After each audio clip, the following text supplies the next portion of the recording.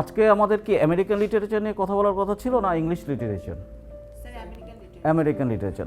আচ্ছা, American literature নিয়ে কথা বলতে গেলে আমাদের আজকে আমরা কথা বলবো হলো আর্থার মিলার নিয়ে। ওকে, আমেরিকান লিটারেচার, ওনার একটা লেখা ছিল date of a self sir আসবো? তুমি আজও লেট। স্যার রাস্তায় জ্যাম ছিল। সোহেরিয়া, প্রতিদিন তো রাস্তায় জ্যামের কথা বলা যাবে না, তোমাকে আজকে জরিমানা দিতে হবে। স্যার আজকের জন্য মাফ করে না, দেন। এটা তো আমার ডিসিশন না, এটা হচ্ছে আমাদের সবার ডিসিশন, তাই না? তা ও জরিমানা কি আজকে নিব না নিব না? 100% নিতে হবে। হ্যাঁ, নিতে হবে ভাই, কিছু করার নেই আমার। তুমি তো জরিমানা দাও 100 টাকা। এটা কারণটা হচ্ছে আমরা যেন সবাই রেকটিফাই হইতে পারি পরবর্তীতে, যে আমরা যেন সময় মতো আসতে পারি। ঠিক আছে? প্রতিদিনই লেট হয় স্যার। প্রতিদিন লেট করে, হ্যাঁ ঠিক আছে। না, প্রতিদিন লেট করবে না, আর আজকের পর থেকে আর লেট করবে না, ঠিক আছে? তা আমরা আবার ফিরে যাই। সোহেরিয়া, তুমি তো ছিল না ক্লাসে, আমরা আমেরিকান লিটারেচার নিয়ে কথা বলছিলাম। এখন আমরা ওই যেটা বলছিলাম যে এখানে উপজীব্য বিষয় হচ্ছে দুটা। স্যার আসবো? সংলাপ। আজও তুমি লেট, তোমার সমস্যাটা কি?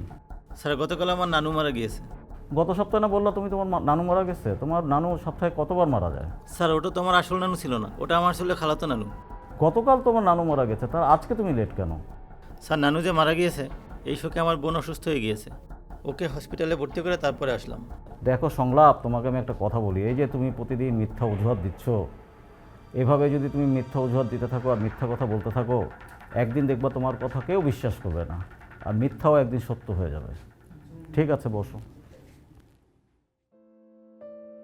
আমরা তো এতক্ষণ জানলাম রবীন্দ্রনাথ সম্পর্কে, নজরুল সম্পর্কে, আমাদের জীবনানন্দ দাশ সম্পর্কে, দেখলি কীভাবে বুদ্ধি খাটিয়ে 100 টাকা বাঁচালাম। সম্পর্কে আমরা কিছু দুনিয়াতে বাঁচতে গেলে এভাবে বুদ্ধি খাটাতে হয়, বুঝছিস? জানলাম রবীন্দ্রনাথ সম্পর্কে, আমি মিথ্যা কথা বলে বাঁচতে চাই না। আমাদের জীবনানন্দ দাশ সম্পর্কে, আমাদের সুনীল গঙ্গোপাধ্যায়, রবীন্দ্রনাথ সম্পর্কে, নজরুল সম্পর্কে, আমাদের জীবনানন্দ দাশ সম্পর্কে, আমাদের সুনীল গঙ্গোপাধ্যায় সম্পর্কে, অনেকের সম্পর্কে আমরা মা এই সময়। হ্যাঁ, আমরা তো এতক্ষণ জানলাম। হ্যালো, মা। রবীন্দ্রনাথ বাবা, সম্পর্কে, তুই নজরুল কোথায়? সম্পর্কে, আমি তো ক্লাসে। আমাদের তোর বোন নাকি অ্যাক্সিডেন্ট করেছে, অবস্থা ভালো না। তাই? তুই তাড়াতাড়ি আয় বাবা। আচ্ছা, আসতেছি। এখন এই ব্যাপার- স্যার আমাকে এখনই যেতে হবে, আমার বোন অ্যাক্সিডেন্ট করেছে, অবস্থা খুবই খারাপ।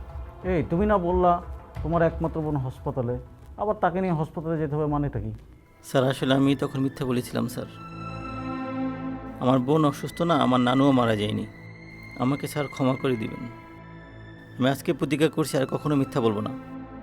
কি আর বলবো, এখন বুঝছো তো, যাও।